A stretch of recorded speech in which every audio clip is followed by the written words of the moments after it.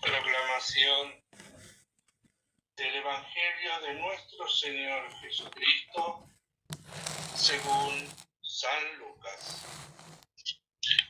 Jesús fue de Galilea al río Jordán, donde estaba Juan, para que éste lo bautizara. Al principio Juan quería impedírselo y le dijo: yo debería ser bautizado por ti, ¿y tú vienes a mí? Jesús le contestó: déjalo así por ahora, pues es conveniente que cumplamos todo lo que es justo ante Dios. Entonces Juan consintió. En cuanto Jesús fue bautizado y salió del agua, el cielo se le abrió y vio que el Espíritu de Dios bajaba sobre él como una paloma. Se oyó entonces una voz del cielo que decía: este es mi Hijo amado, a quien he elegido. Hermanos y hermanas, es palabra de Dios. Te damos gracias, Señor.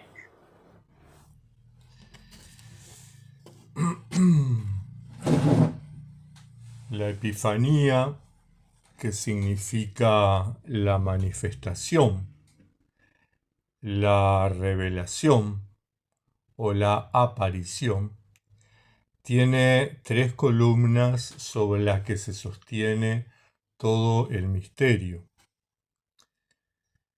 Los magos, de los cuales hicimos referencia el domingo pasado, el bautismo de Jesús, del que estaremos hablando hoy, y las bodas de Caná como primera manifestación, primera revelación pública del accionar de Jesús. El discurso de Pedro en los Hechos de los Apóstoles es clave, es fundamental, pero dentro de ese discurso tenemos los versículos 34 y 35 que dicen: ahora entiendo que de veras Dios no hace diferencia entre las personas, sino que en cualquier nación acepta a los que lo reverencian y hacen lo bueno. Estos 2 versículos son la clave cristiana para vivir el mensaje de Dios, para interpretar toda la Biblia. Son como el lente con el que tenemos que ver cada parte de la Sagrada Escritura. Son la clave para interpretar las enseñanzas de la Iglesia, no importa la denominación que sea. Y son la clave para vivir la ética, los valores del Evangelio.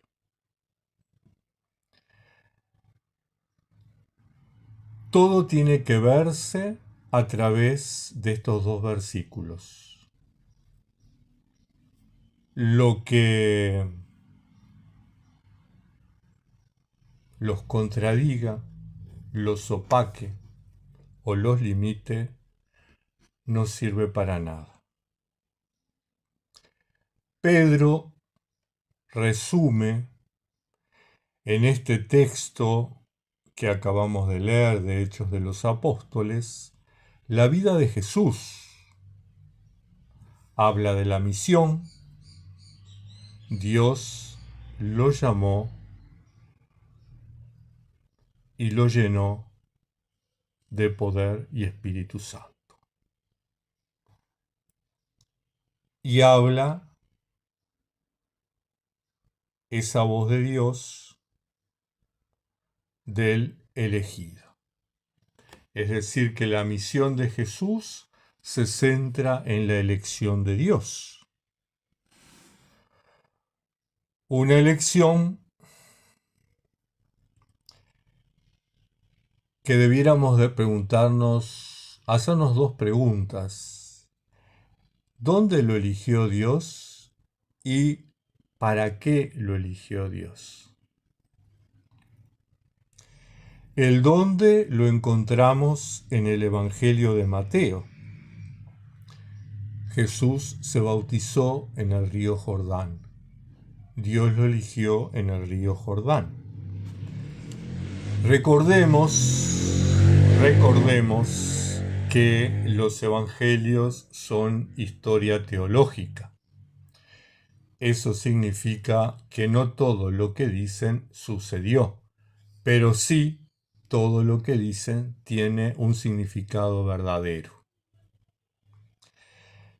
Tengamos en cuenta que muchos siglos antes, en ese mismo lugar donde estaba Juan el Bautista bautizando, en el río Jordán, los sacerdotes del pueblo hebreo entraron con el arca, el río se abrió y el pueblo pasó a la tierra prometida.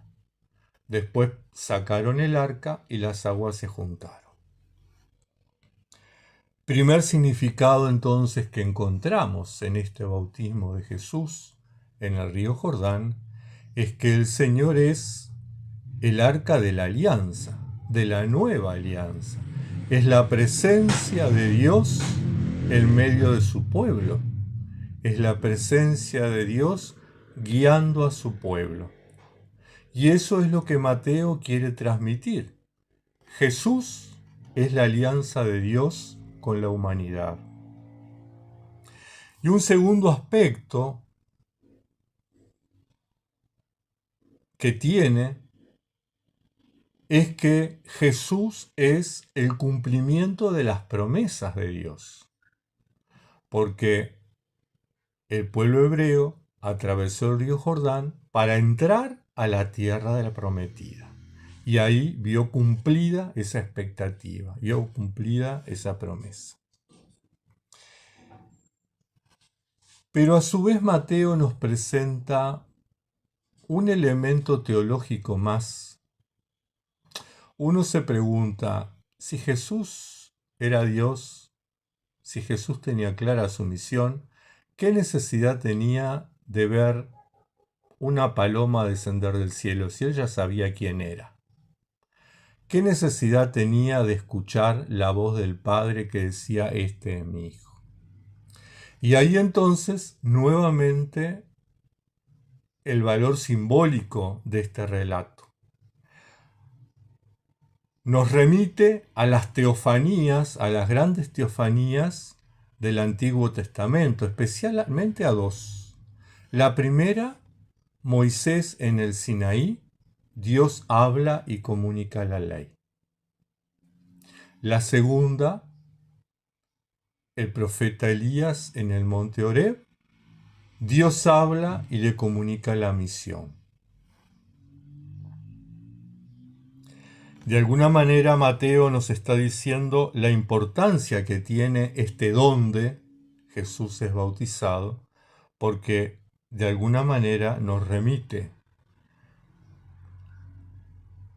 al liderazgo del éxodo de Moisés y al liderazgo de la profecía de Elías, los dos grandes del Antiguo Testamento. Los dos que aparecen con Jesús en el monte Tabor en la Transfiguración. Aparecen hablando con Jesús. Por eso no es casualidad que Mateo, en esa elaboración teológica que hace, recordemos que está escribiéndole a los judíos, si fuera una salvedad hay que hacer aquí.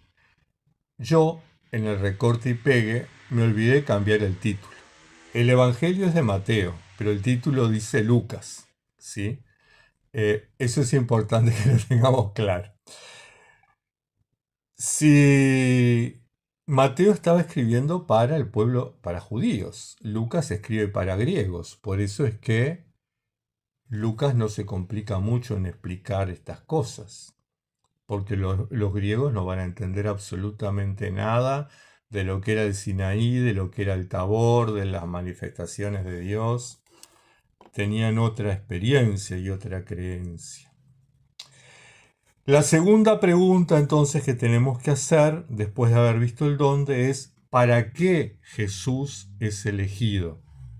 Y ahí nos tenemos que remitir a la primera lectura, al profeta Isaías. Jesús es elegido para anunciar la justicia a las naciones, no al pueblo de Israel, la justicia a las naciones, a todos los pueblos. De hecho, Isaías habla de los pueblos del mar. La elección implica también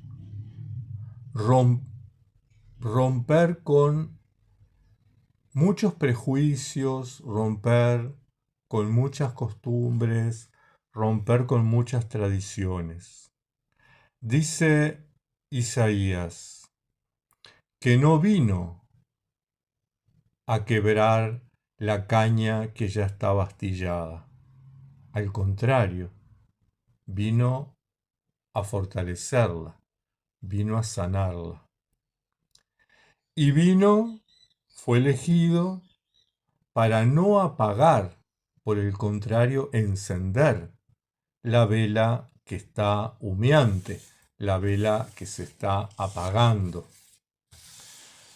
Por lo tanto, es importante que tengamos muy presente esto, porque muchas veces se nos presenta a un Jesús tirano, a un Jesús malvado como los reyes de este mundo, un Jesús que viene a establecer el juicio, que viene a condenar a los que no son buenos. Sin embargo, la misión que revela el profeta Isaías en este cántico, el primer cántico del siervo, es una misión donde Jesús es instrumento de salvación, es instrumento de sanación, es instrumento de restauración, es la luz de las naciones. Jesús viene a restituir la dignidad humana en todas sus formas. Y eso está claramente expresado. Viene a devolverle la vista a los ciegos y la libertad a los presos.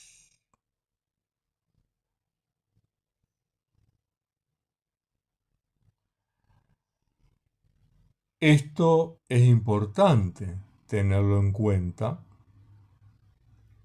porque muchas veces nosotros nos guiamos por nuestros prejuicios, nos guiamos por nuestro contexto, nos guiamos por lo que dice nuestra iglesia y entonces empezamos a condenar a todo el mundo, a mandar al infierno a todo el mundo, a decir hipócritamente que nosotros amamos al pecador, pero odiamos el pecado, cuando en realidad castigamos al pecador, no a lo que el pecador hizo. Y en esa hipocresía entonces es que nos enfrentamos a la ética del Evangelio. Entonces, como decía Pedro en Hechos de los Apóstoles, lo primero que nos presenta es la misión. Dios lo eligió, lo llenó del Espíritu. La segunda acción, la segunda cosa que plantea Pedro en este discurso maravilloso es la acción. Misión, acción. ¿Cuál es la acción? Jesús pasó haciendo el bien y sanando. Y eso nuevamente nos remite a la lectura del profeta Isaías, ¿verdad? Todo lo que hizo este siervo de Yahvé toda la misión que tiene este siervo de Yahvé es justamente sanar, es justamente hacer el bien, anunciar justicia, construir justicia, no juzgar, sanar a los que están enfermos, liberar a los que están oprimidos. La acción de Jesús entonces que nos presenta Pedro es que pasó haciendo el bien y sanando. Y esta idea nos tiene que quedar muy grabada en nuestra cabeza. Y un tercer aspecto que plantea este discurso de Pedro son las consecuencias. Las consecuencias de la misión, de haber sido elegido, y las consecuencias de la acción, de haber pasado la vida haciendo el bien. Dice Pedro que Jesús tuvo que vivir la pasión, la muerte y la resurrección.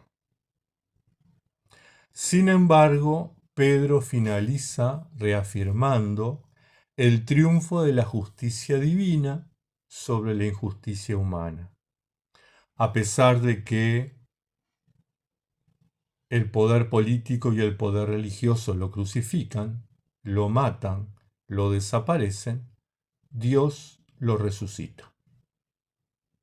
Y es el triunfo de la justicia divina sobre la injusticia humana que se establecía. Y eso es importante tenerlo en cuenta en nuestros contextos de injusticia. Poder ver, poder identificar, poder discernir la acción de Dios hoy, aquí, ahora, entre los que son víctimas, entre los que son aplastados como Jesús, entre los que viven la injusticia. Porque en esa realidad, aunque no nos demos cuenta, aunque no lo reconozcamos, Dios está venciendo, Dios está transformando, Dios está restableciendo. Y Pedro plantea que nosotros, hablando de los discípulos, ¿verdad? Nosotros somos testigos, dice Pedro, a quienes lo estaban escuchando en Jerusalén. En Israel. Y es importante tener en cuenta que los discípulos, esa afirmación de Pedro, nosotros somos testigos, quiere decir que los discípulos participaron, participan y participarán de la misión del Mesías, de la misión del elegido. Los discípulos son elegidos para testificar. Los discípulos son enviados con un mensaje. Los discípulos tienen como contenido central de su mensaje que quien cree recibe el perdón, sin condiciones. Claramente lo dice Pedro, salvo que nos mienta, claramente lo dice que todos los profetas habían hablado ya de Jesús y habían dicho que quienes creen en Él reciben por medio de Él el perdón de los pecados. Y no pone condiciones. Las condiciones la pone la Iglesia, que se mete donde no tiene que meterse. Entonces es importante tener en cuenta esto. El mensaje del Evangelio, el mensaje cristiano, es un mensaje liberador, es un mensaje sanador, es un mensaje que restaura, es restaurador, nos vuelve a la condición que habíamos perdido. Dicho esto, cabe preguntarse, bueno, ¿y esta fiesta del bautismo del Señor, qué tiene que ver con nosotros, la comunidad monástica esicasta, en el siglo XXI, 2000 años después? En primer lugar, tener en cuenta que la comunidad monástica esicasta es testigo del Evangelio, no de la Iglesia. No nos interesa a nosotros repetir lo que dice la Iglesia. Nos interesa repetir y transmitir y dar testimonio de lo que dijo e hizo Jesús. No somos discípulos de la Iglesia, somos miembros de la Iglesia, pero somos discípulos de Jesús con una clara misión de continuar su ministerio en este mundo. Aunque algunas iglesias, si uno escucha pastores, obispos, pastoras, reverendas y demás, se consideran los intérpretes de Dios. Uno los escucha y parece que tienen un teléfono directo con el cielo, ¿verdad? Y hablan en nombre de Dios como si hablaran de lo que comieron ayer. Pero bueno, no siempre lo que ellos dicen y enseñan es acorde con el Evangelio de Jesús. Por lo tanto, primera cosa que tenemos que tener clara es que la comunidad monástica esicasta es testigo del Evangelio y no de la Iglesia. El Evangelio es la buena noticia que Jesús comunica a la humanidad. La Iglesia somos el conjunto de discípulos de Jesús que tratamos de mantener viva esa fe. Y a veces malinterpretamos, a veces nos equivocamos porque somos humanos. Un segundo aspecto que tenemos que tener en cuenta es que, como Juan Bautista y como Jesús, necesitamos volver a los orígenes del pueblo cristiano. Jesús y Juan volvieron a los orígenes del pueblo hebreo. Fueron al río Jordán, Juan se puso a bautizar ahí, Jesús llegó. El Jordán, que es el inicio de la constitución del pueblo de Israel. Es la entrada en la tierra prometida, son los primeros pasos como pueblo.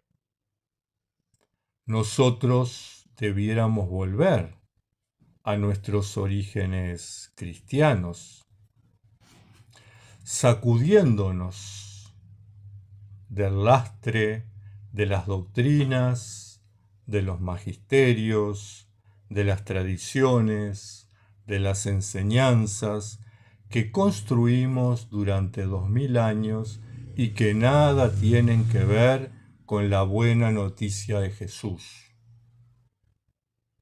Tiene que ver con normas de comportamiento, normas de convivencia, pero no con el Evangelio. Y sacudirse ese lastre a veces no es fácil, ¿verdad? ¿Vieron cuando los perros salen afuera un día de lluvia a hacer pichicaca y entran y se sacuden todos? Bueno, así debiéramos hacer nosotros para quedarnos con lo que es esencial de este mensaje originario. Debemos ir a nuestras raíces. Debemos escuchar a Pedro, por ejemplo. Otro aspecto es que debiéramos recuperar la ética de la buena noticia de Jesús de Nazaret. Esta ética que se nos plantea en los versículos 34 y 35.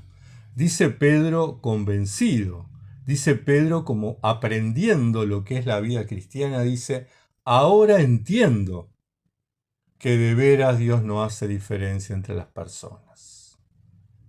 Cosa que lamentablemente las iglesias hacemos diferencia. Entonces necesitamos recuperar esa ética de la buena noticia. No hacer diferencia, no condenar, no juzgar y sobre todo anunciar predicar, dar testimonio de que en cualquier lugar del mundo, a cualquier persona que sea capaz de aceptar a Jesús, Dios lo perdona, sin pedirle nada a cambio, absolutamente nada a cambio. Dice Pedro que los que son capaces de hacer lo bueno, y uno podría preguntarse, ¿a qué se refiere con lo bueno? ¿Qué es lo bueno? Porque lo que para uno es bueno, para otro es malo. Y entonces nuevamente tenemos que ponernos los lentes de el Evangelio, estos lentes que nos permite interpretar Hechos 10, 34 y 35. Y lo bueno no son los ritos, ni las tradiciones, ni las costumbres. Claramente dijo Jesús en el Evangelio, misericordia quiero y no sacrificios. Y entonces tendríamos que afirmar que lo bueno es la enseñanza de Jesús. Somos elegidos para testificar, para dar testimonio en favor de Jesús. Somos enviados a la sociedad y al mundo con un claro mensaje. Dios quiere a todas las personas y aquellas que creen las perdona incondicionalmente. Ese debiera ser el perfil, el centro, el eje y la razón de la existencia de esta comunidad monástica esicasta.